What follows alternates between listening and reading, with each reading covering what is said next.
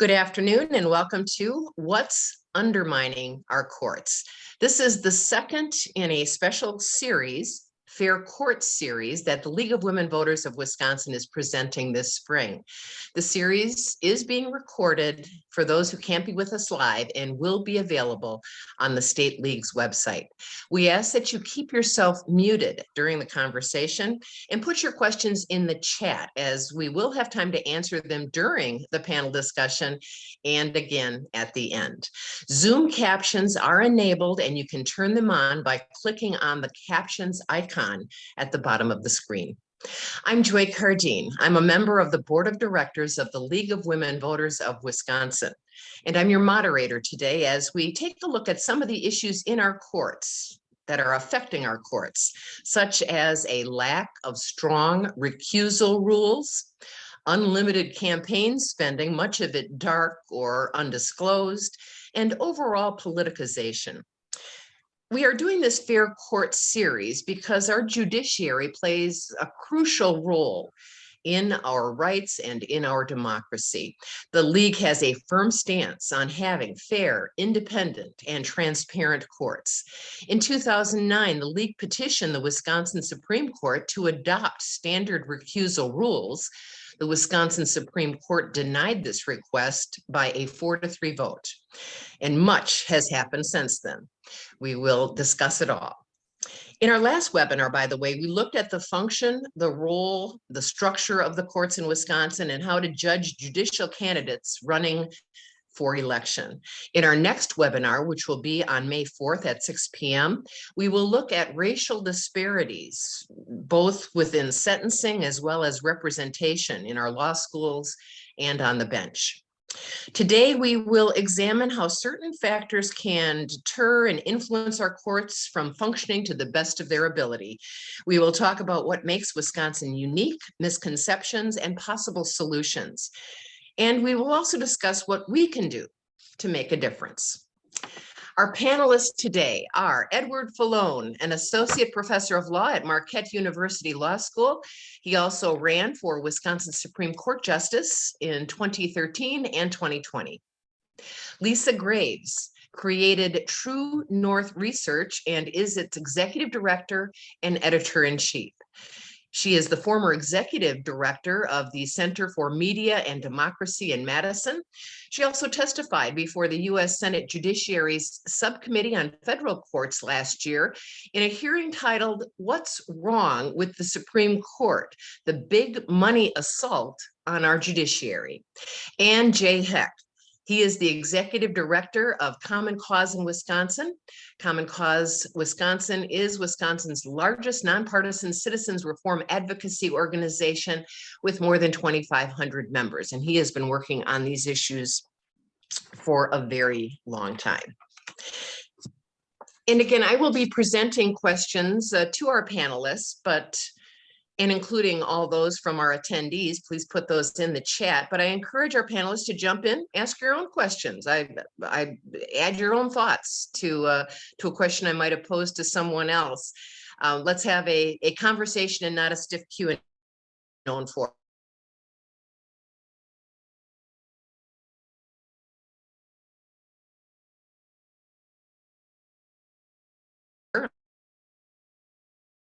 What is dark money and why does it matter?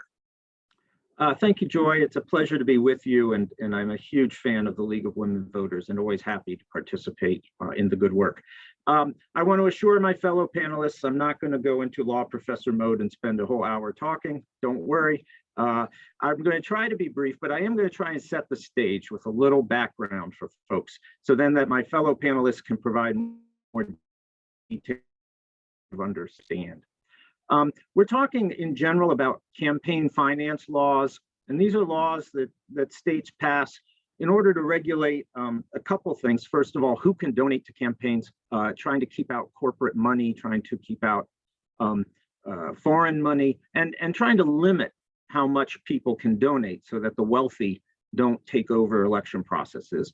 And then secondly, how that money can be spent, and whether or not campaigns themselves should be spending money, or whether individuals on their own or groups on their own can spend money to support candidates. And so those are the focuses of these state laws, and everything began to fall apart, and these state laws began to get struck down in the well-known case of Citizens United, where the United States Supreme Court said that spending money, making donations, is speech.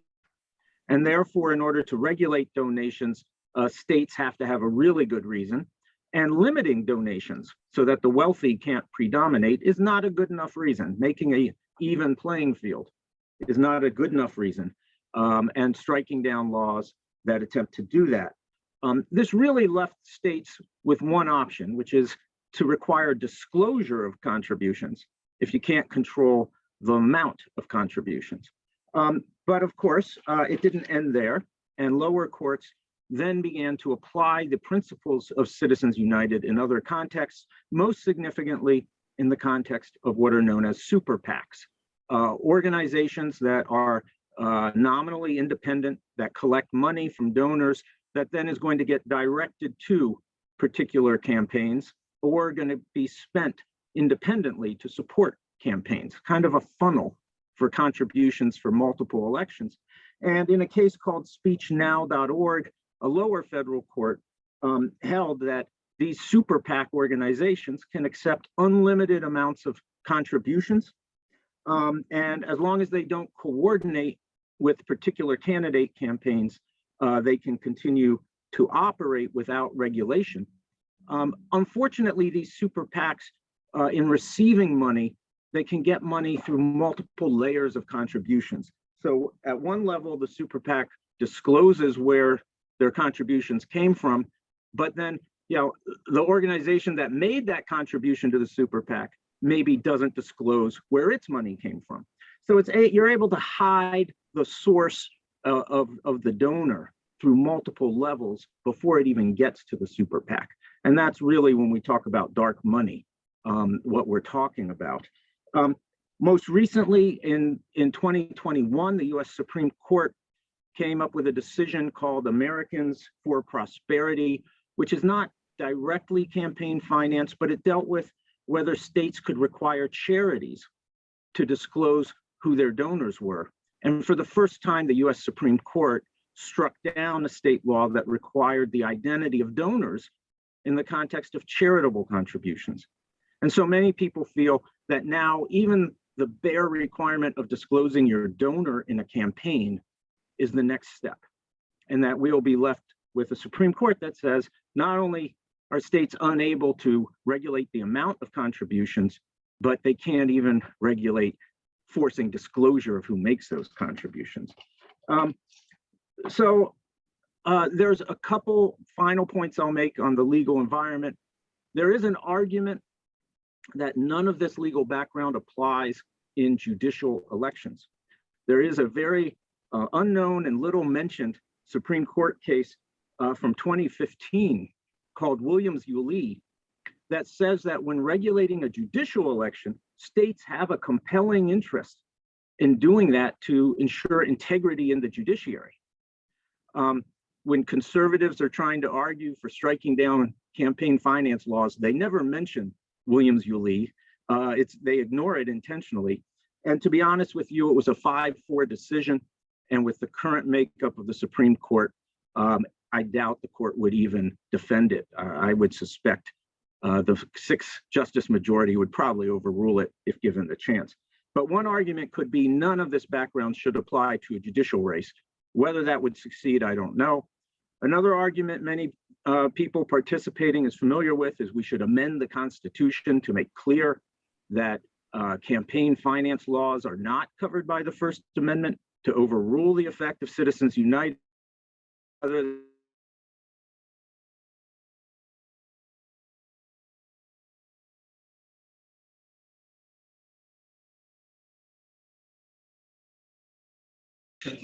Wisconsin did have that system 2011 before that law was repealed. And then finally, what I think we'll talk a lot about today, and then I'll let my fellow panelists speak, is the issue of judicial recusal. The Wisconsin Supreme Court can, on its own, separate and apart from all of this other stuff, decide that justices have to step down from a particular case when the party in front of them spent a certain threshold amount of money supporting that justice's election campaign. And that is something that can happen without a constitutional amendment, without a federal court decision by the Supreme Court. It's something the Wisconsin Supreme Court could do on its own to address this issue. So hopefully that's a little background information that will help set the stage. Wonderful. And Jay, let me go to you next. Is this dark money, big money, a big problem in Wisconsin judicial elections or our judiciary in general? And you're muted right now. Usually that's a good thing when I'm muted. Joy, thank you. It is truly a joy to be with you. And obviously to be with Ed and Lisa, who I've worked with for many years on these issues. Ed on the recusal issue. Ed did a starring role in a video for Common Cause 4 years ago on recusal. And Lisa I've known for many, many years with her great work at the Center for Media and Democracy. Let me just provide a little context for Wisconsin context for this, and begin with when I started at Common Cause in the late 1990s, and Joy, you were beginning as the morning host on Wisconsin Public Radio. We would often talk about money in politics and the great amount of money that was starting to flow into Wisconsin elections. But our attention was really centered at that time on races for the governorship, for the legislature, for Congress, because the judiciary in Wisconsin, as recently as 20 years ago, was sort of a relatively untouched, pristine place. In fact, the Wisconsin court system, up until and including the early 2000s, was considered to be one of the cleanest, most impartial court systems in the country. And of course, that example was set by the Wisconsin Supreme Court. Justice Shirley Abrahamson, the Chief Justice, really set the national standard for what impartiality and winning elections for the judiciary without money could do, and how it could be accomplished. And so what happened is we kept that pretty much in place while other states were beginning to see big floods of dark money into judicial elections. And really about 2007, it was the first election in which now Chief Justice Annette Ziegler was elected to the Wisconsin Supreme Court, where outside special interest groups, primarily Wisconsin Manufacturers and Commerce and the Wisconsin Club for Growth, decided, and I'm being facetious here, that it's really literally cheaper to buy a Supreme Court than it is the Wisconsin legislature with money. And so they decided to put a large amount of money beginning in 2007 in Wisconsin Supreme Court elections. And what we saw in 2007 was a Supreme Court election that went from usually about $500,000 in total spending for a Supreme Court race to well over $3 million in that particular race. And then in the very next year, 2008, one of the most vicious, awful elections of any kind in Wisconsin history, the election in which Michael Gableman unseated Justice Louis Butler, and was really a brutal, nasty, racist campaign funded by outside dark money and money that came to Gableman. And it was a $6 million affair. And so from that point on, Wisconsin elections for the Supreme Court have been inured with huge amounts of dark money. As Ed mentioned, the legislature and the governor and Common Cause did something about that in 2009. We passed the impartial justice law, which provided 100% public financing for candidates to the Supreme Court who agreed to limit their spending. And it was in place for one election, the 2011 election, and neither David Prosser nor Joanne Kloppenberg accepted any private money, which was a good thing. But Scott Walker and the Republican legislature later that year not only repealed the impartial justice law, they repealed all public financing of elections for all elections in Wisconsin. And then in 2015, they doubled down after the Citizens United decision by legalizing something that's only legal in Wisconsin and the state of Florida, no other state in the country or at the federal level. And that was to legalize of justices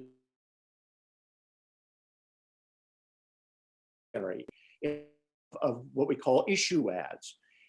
And what Wisconsin said, what the legislature said, is you can run dark money, undisclosed, unlimited amounts of money, not have to tell anybody where it's coming from, as long as you use these phony issue ads, which don't say vote for or vote against, but rather say Ed Fallone is far too clean and pristine for Wisconsin. Call Ed and tell him not to be so clean. Again, is intended as an attack on Ed, but without saying vote for or vote against unlimited dark money. So yes, it has undermined our elections. The latest Supreme Court election in 2020 was a $10 million affair, we think. Both sides spending heavily, most of the money dark, unaccounted for money. And it undermines people's credibility and confidence in the court system. It undermines decisions being made by the Wisconsin Supreme Court, because they are directly affected by the donors that sometimes contribute to them. And we can talk about some of those cases later if you'd like. And it's something that needs to be cleaned up. The recusal issue is critical. Wisconsin has the 47th least strong recusal rules in the country.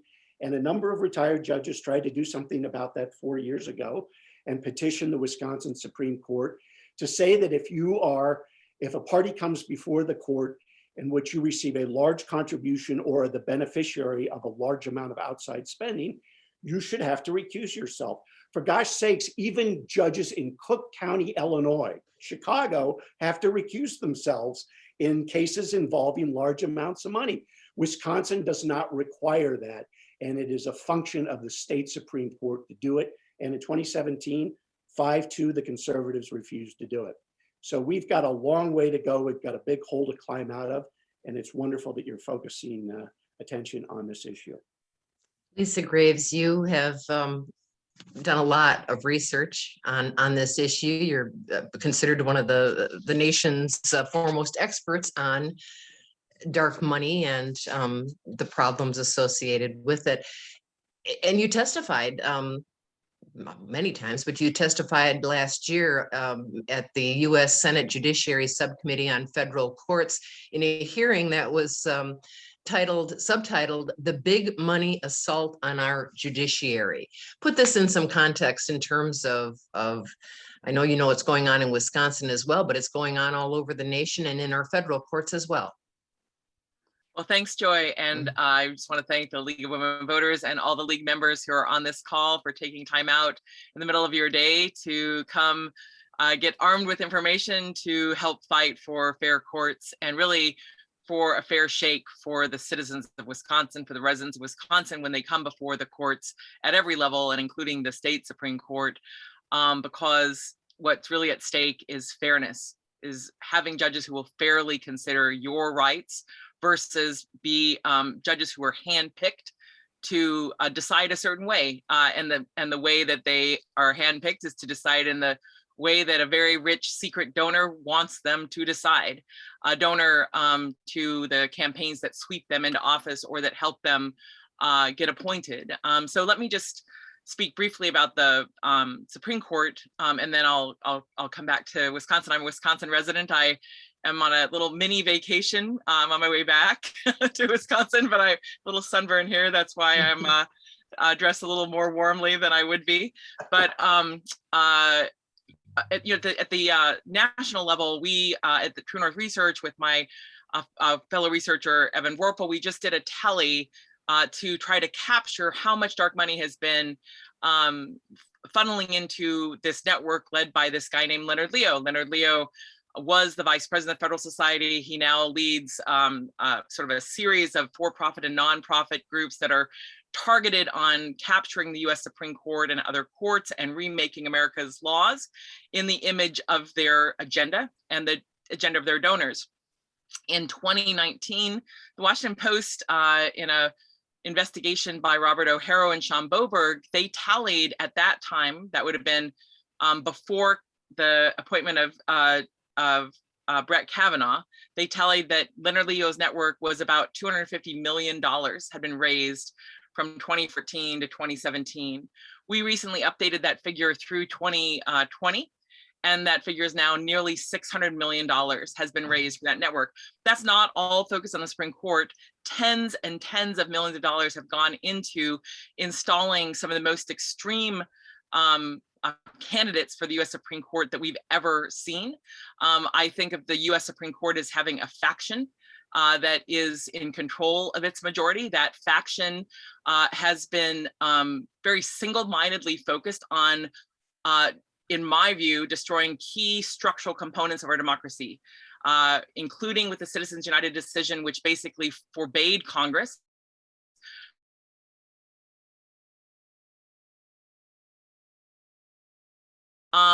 and saying that Congress had no power, but theoretically it would have power to require disclosure, which has been stopped at every level by Republicans in the states and in Congress. The second decision that is part of that structural destruction by this extreme faction is the decision in Rucho versus Common Cause, which I know Jay knows quite well, which was about the fair maps and whether the federal courts have any significant role to play to protect from minority rule in states where a majority rule is frustrated, like Wisconsin, where in a statewide race, a Democrat can win when there's no rigged maps, but the legislature can be so grotesquely distorted. But not, on a statewide basis. North Carolina and Wisconsin are two examples of that. And the third case of this structural distortion is a case, the Shelby County case, which involved the Voting Rights Act, which gutted Section 5 of the Voting Rights Act, which is the provision, the enforcement provision that was enacted in 1965 after 100 years of repression of the vote, to allow the Department of Justice to pre-clear changes in voting laws to make sure that they don't have a disproportionate effect on people of color, on African Americans, and basically dilute and destroy the right to vote or suppress the right to vote. That's not all. This US Supreme Court, having been captured by these three additional appointees by Donald Trump, is now at the precipice of what Leonard Leo himself told his funders in a closed door meeting that was covered by the Washington Post, that America stands at the precipice of what he called the revival of the structural constitution to reverse a century of law to prior to the New Deal, to basically walk back precedent after precedent that Americans rely upon, not just Roe, but so much more in terms of whether we can regulate our climate, whether the EPA has the power to regulate carbon as climate change is happening, and more. And I would say to you that there's an awful lot of false equivalency that is claimed by right wingers about this issue. They point to union funding of money in these races, and there's no doubt there is union funding, but that union funding is funding by individual members of unions coming together collectively to try to mount some sort of counterweight to the extraordinary spending of a very small number of hugely rich people who are not just investing in elections because it's some sort of noble cause. They're investing because they want to change our rights. They want to change their laws. And we can name some of them because there are documents that have leaked, documents that have been in the news, like with the Guardian story about the John Doe documents, that John Doe 2 investigation. Those documents show that Diane Hendricks, the billionaire in Janesville from the building fortune, was instrumental in trying to influence that 2010 election that Jay mentioned. So you had an election where the two candidates, Joanne Kloppenberger and William Prosser, both were taking public financing, but their spending was dwarfed by this outdoor money, and the outdoor money was coming from people like Diane Hendricks, but not just Diane Hendricks. Those John Doe documents that were published by the Guardian show that Leonard Leo was in the mix as well. Club for Growth, which Jay Heck mentioned, was in the middle of trying to figure out how to get the money to really secure Prosser's seat on that court, not because Justice Prosser was perceived as a fair judge, but because he was perceived as a necessary judge, a key vote in a 4-3 majority to preserve the destructive substantive agenda that Scott Walker was putting forward to undermine public employee rights in Wisconsin, where they were born. And so you had money coming in from dark sources, money coming in with Leonard Leo on the emails, money coming in with the dark money groups pushing cash around in the shell game that Ed referenced much more eloquently than I did, where you can see money from Club for Growth going to a thing called Citizens for a Strong America that operates out of a UPS box that then suddenly has $200,000 to spend on the race to help Justice Prosser win. And that group is run by a guy who was just a few years earlier the head of Americans for Prosperity's college chapter at Marquette. So you have this small nest of very influential right-wingers who are coordinating to such an extent that a bipartisan, transpartisan group of prosecutors was investigating that coordination because it was in fact illegal under Wisconsin law. They brazenly attacked that investigation, enlisted the aid of the always supine Wall Street Journal editorial page, willing to do the bidding of the far right at every single turn. And they succeeded in getting their majority, their faction on this Supreme Court to overturn those election laws in Wisconsin. And I think Jay and I both were part of an effort to try to get the US Supreme Court to hear the case about that conflict, because the conflicts in that Supreme Court decision of Wisconsin were so extraordinary. You had justices who were swept into office by the very same groups of these dark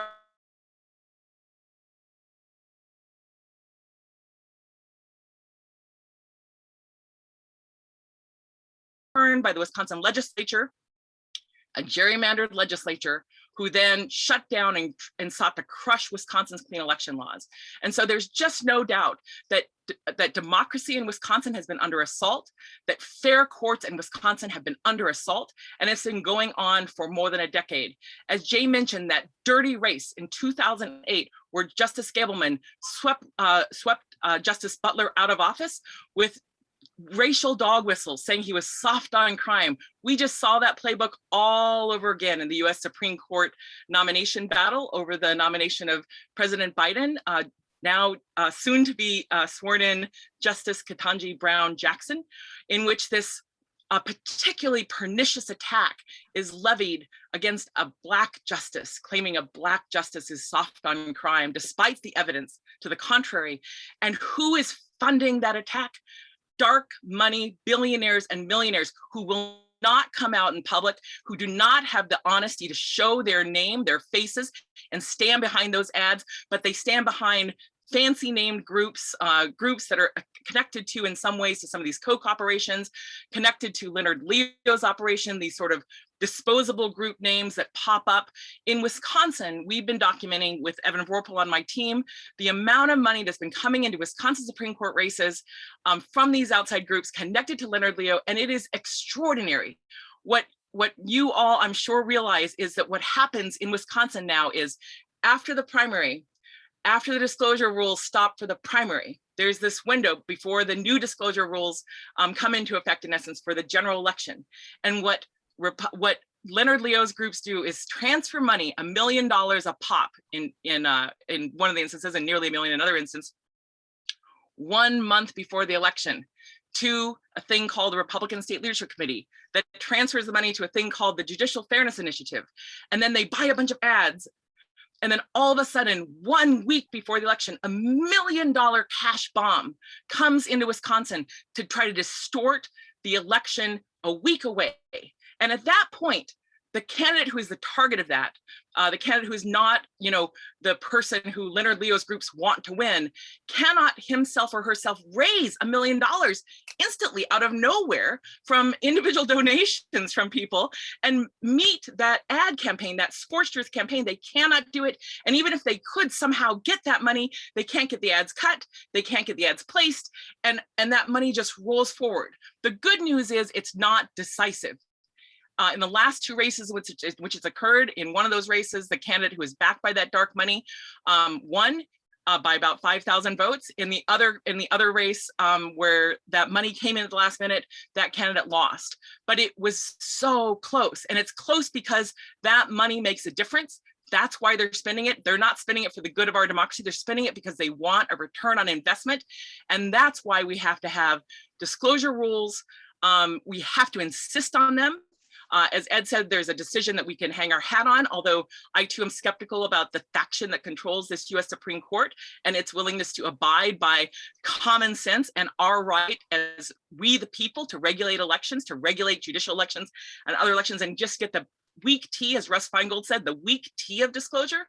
But also we have to have recusal laws, because what Jay mentioned is as well that we have like we have the Wisconsin manufacturers, the WMC, Wisconsin Manufacturers and Commerce, that has not only spent huge money in these elections, but it has spent huge money trying to distort what the recusal laws are. And I'm so grateful for the work Ed has done and Jay has done and the league has done to try to raise this issue of recusal, because at this point, it's our only real near-term chance of getting any modicum of fairness and justice restored. Because as you know, and I'll end here, the test for ethics for a judge, and I'm just gonna thumbnail it, is whether something either is a conflict of interest or conveys a conflict of interest to the public. And I would say to you, and I'm sure you all agree, that this sort of dark money sweeping people into office to these judicial positions convey a serious doubt in the minds of an ordinary reasonable person that judge will be fair when those groups have their issues before that court, or those groups themselves, like in the John Doe 2 case, were before the court. And so we have to have this necessary reform in order to have any chance to restore fair justice in Wisconsin. All right, that's my presentation. No, that's great. Thank you.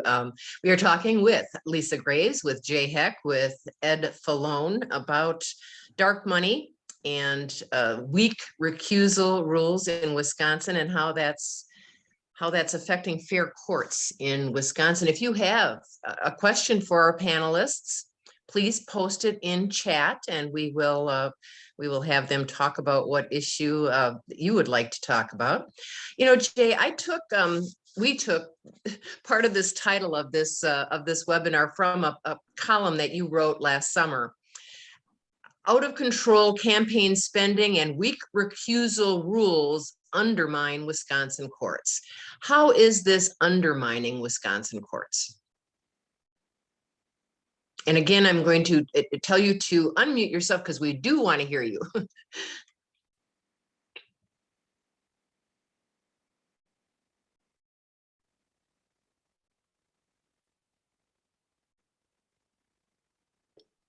There we go.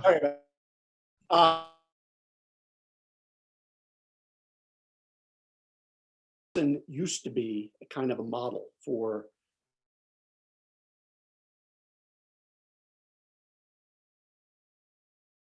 disclosure. We didn't have a lot of spending in our one of the reasons, and I think your listeners all know this if they're league members, we don't run as partisans for the judiciary in Wisconsin. The races are supposed to be nonpartisan. And in fact, for many years, you would see candidates for the Wisconsin Supreme Court that would try to get the endorsement of a former Republican and a former Democratic governor to demonstrate that they were impartial, that they were not a partisan person running for office. And so, but as that deteriorated into the 2000s, and as the big interest groups, and I cannot emphasize enough, Wisconsin Club for Growth, a guy by the name of Eric O'Keefe, arguably the most influential, powerful single individual in Wisconsin, and has been for years. He's the head of Wisconsin Club for Growth.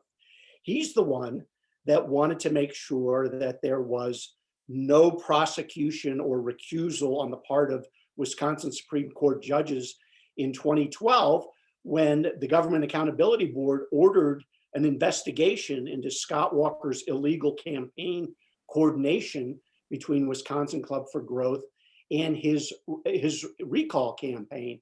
And 4 of the justices on the Wisconsin Supreme Court, and I'll name them, Michael Gableman, Annette Ziegler, Rebecca Bradley wasn't on the court at the time, David Prosser, and one other.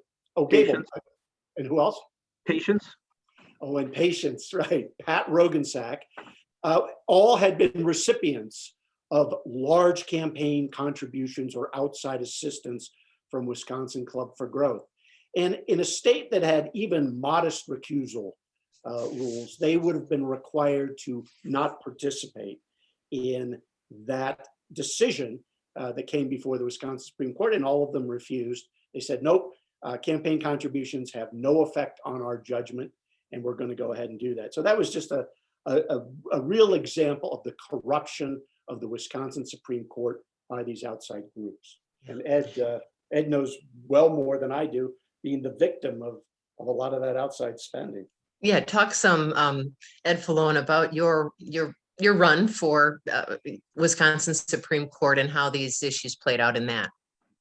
Well, I think Lisa just explained to everyone how I lost 2 elections. I think, really, the thing as a candidate, you have to look at elections a little differently. And one of the things you have to do is you have to think about getting my message out and getting my message into the heads of people. And you can talk to campaign professionals and they'll tell you it's like advertising. If you want people to go to the supermarket and buy Tide because they think their clothes will smell fresh, they have to see at least 10 to 20 TV ads telling them that Tide makes your clothes feel fresh. And then that'll pop in their head in the grocery aisle. And so the goal always has to be, how do I get my message out? And Wisconsin, luckily we're a relatively inexpensive market, but you're still talking about, you'd like to raise at least $3 million to run enough advertising on TV to get your message out. People know who you are, they know your theme, and when they're in the voting booth, they see your name and that pops in their head. So you need to raise hopefully at least $3 million. You go in thinking that. If you can raise more, great, but at least $3 million. Well, I'm not independently wealthy. I'm barely wealthy at all, if that. And I can raise money. I think I proved in 2 campaigns that I can raise money in small amounts from a lot of people. And I can't, as a judicial candidate, I can't directly ask for money. So you have to call folks and say, well, I need your support. I want your support. I want your endorsement. And you hope they figure out that I really want them to donate, because I can't say that. I could raise 100,000 to 300,000 from small donations. And then I have to sit around and I have to hope my friends show up. And my friends showing up would mean a liberal super PAC or a very wealthy liberal donor making contributions or spending independently on my behalf. And I can say with all honesty, in both of my campaigns for the Wisconsin Supreme Court, there was very little independent spending on my behalf. My friends did not show up. But that's understandable, because I was a long shot candidate, and these wealthy individuals and these super PACs are kind of playing the odds, and they say, well, I doubt Fallone will win, so I'll save my money for someone else. But I was always very conscious. I knew who was making donations, and I knew I needed the money, and I was always very grateful. And so that's just human nature, right? To have someone sitting on the bench who knows who was on their side. That's human nature. And then the other aspect of human nature is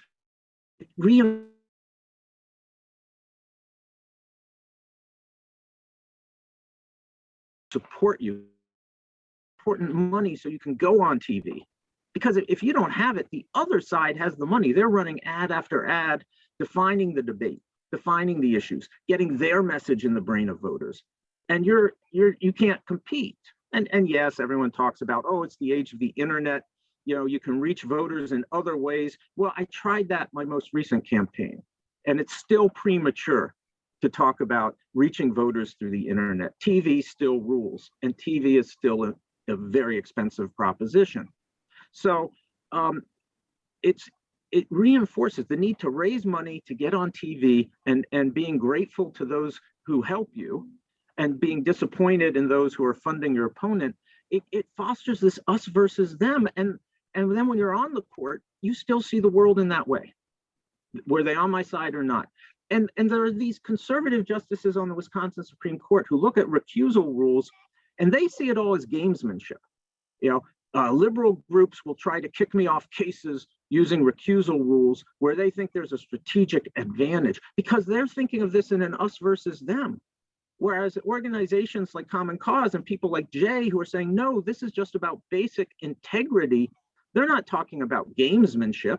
They're talking about setting a level of ethical conduct that everyone should live up to. And so the money chase is undermining judicial independence and judicial ethics in many, many ways. So if the Supreme Court has already rejected stronger recusal rules or standards, not once but twice, how do we get stronger recusal rules in place? How do we get that? Ed, maybe you want to start and everybody can weigh in. Well, Jay's been fighting for this, but I'll just say the Supreme Court can act independently if we put pressure on them. And in elections for the judiciary, we can make candidates pledge that if elected, they will support this on the bench and try to get them elected if they agree and then hold them to their pledge. So it's not quick, but this is something that bypasses the state legislature, it bypasses the federal courts and the US Supreme Court. I would say it's our last best hope. I don't know, Jay, what do you think? Sure, and it's important to emphasize that this is a decision that can only be made by the Wisconsin Supreme Court. This isn't something the legislature can do or we can have a referendum on or anything. And so it's up to the Supreme Court to do it. And so when the Supreme Court in 2017 rejected the petition for stronger recusal rules, the vote was 5-2. Now, since that time, it's arguable, well, it's not arguable, we know that there are 3 justices now in the Wisconsin Supreme Court that support strong recusal rules, and there are 4 that do not. And the 2023 Wisconsin Supreme Court election is maybe the most critical Supreme Court election, not just in Wisconsin, but in the entire country, because ideological control of the Wisconsin Supreme Court will be at stake. Patience Roggensack, I love that name, Patience, because I've never found her to be patient, but Pat Roggensack is retiring. And so whoever wins that seat in April of 2023 will provide not only ideological control on a whole host of issues, including choice, women's right to choose, you name it, every issue, but certainly on recusal. And we would have a 4-3 majority for strong recusal rules if the right person is elected in 2023. And it's as simple as that. Lisa, maybe that's some insights. I was going to say a couple things. So one is, I do think the tremendous work that Jay helped organize to have former judges go around the state and speak with people, person to person about the importance of these recusal rules, even though it did not succeed due to the faction that was and is in control in a sense in this Wisconsin Court. It's still such important work to make sure people understand that, and not to have people have a sense of just dismay and hopelessness that it can't change, that it can't be changed. It can be changed. It's just hard to change. It's a difficult, but it's a fight worth making. And there are so many things that are happening in the Wisconsin Supreme Court that are just, to paraphrase Shakespeare, something stinks. You had a Wisconsin Supreme Court that shut down a criminal investigation. Meanwhile, funded in part, that some of those judges were funded in part by some of the same people, tied to some of the same people who also are tied to a group that spent on the legal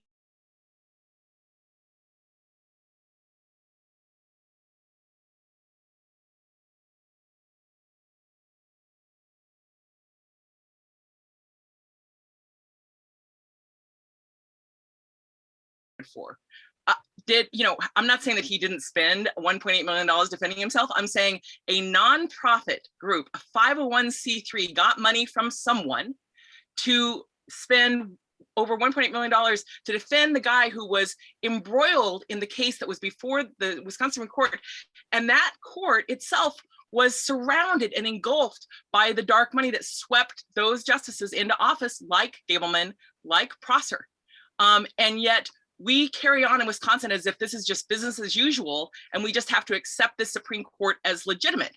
I would submit to you that there is every reason to question any major decision by the Supreme Court, whether it was in essence bought and paid for by this dark money that swept these judges into office, and to demand that those judges recuse each time. If they don't, to call them out for not recusing, and also to demand that we have clean elections in Wisconsin, to demand that we have recusal laws, rules that the Supreme Court adopts, and to have judges who will commit to support recusal laws. And I say that in the context also at the national level, where, you know, I've been in the midst of investigating Kavanaugh, investigating Clarence Thomas for a long time, Jenny Thomas, and the US Supreme Court has no judicial code of ethics. None whatsoever.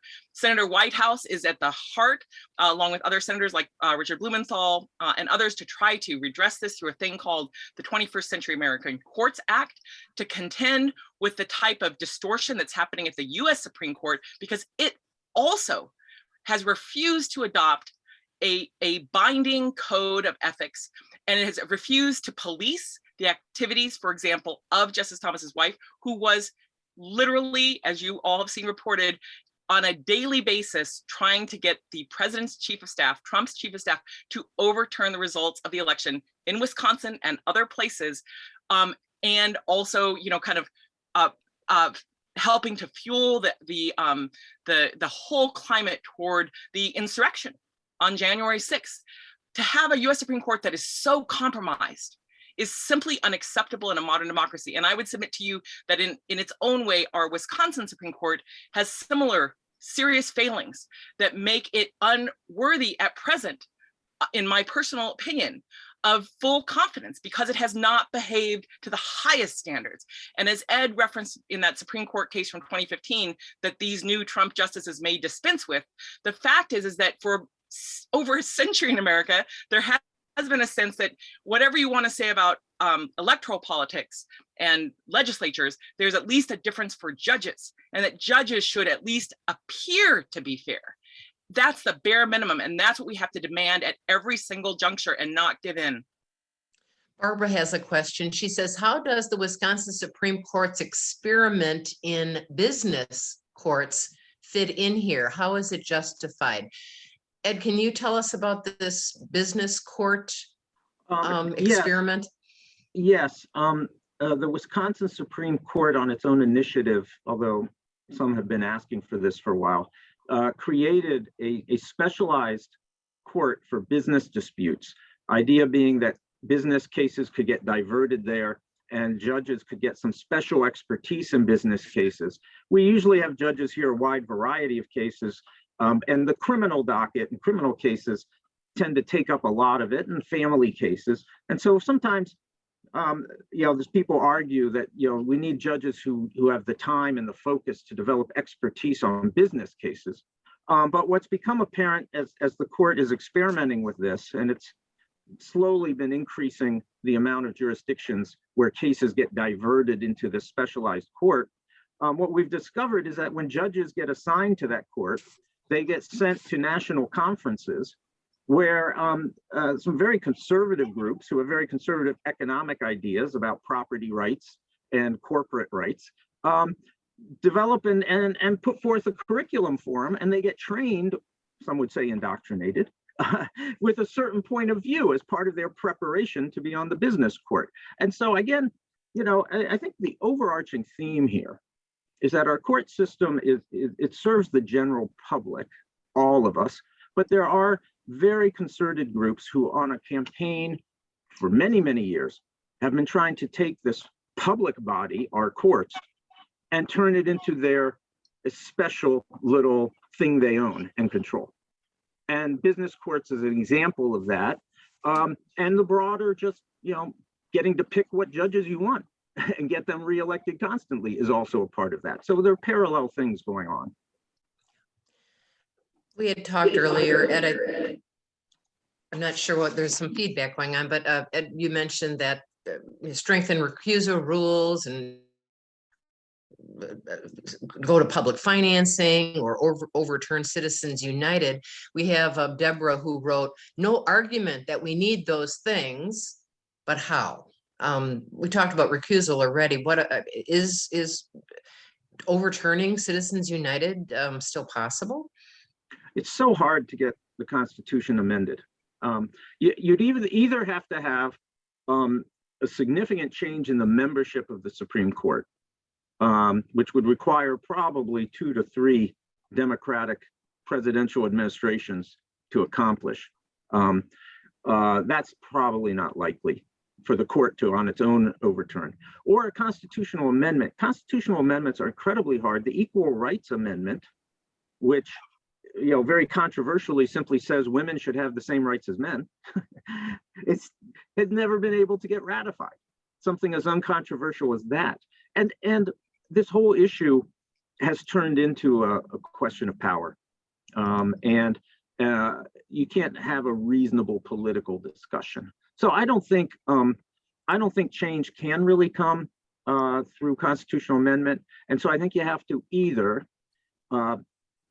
replace the money chase with taxpayer dollars, which in Wisconsin with a Republican-controlled legislature, that experiment will not be followed. Although in the future, if we deal with gerrymandered maps, if we get a different legislature in Wisconsin, maybe it could come back.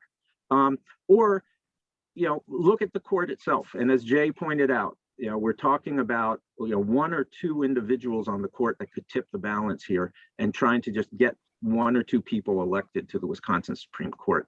It's too late for me. I don't know who's in line to take on Patience Roggensack in 2023. I tried it in 2013. That did not end well. So someone will have to step forward. I don't know at this time who that would be. I was going to ask you, Ed, but go ahead. Go ahead, Lisa.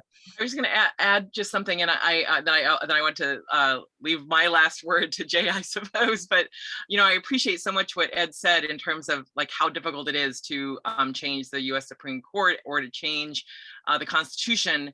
And at the same, so I concede all those points, right? But I also think that these are matters of principle about what our democracy looks like. And I think that these are instances where we need to treat this as a long-term battle, because it's a battle.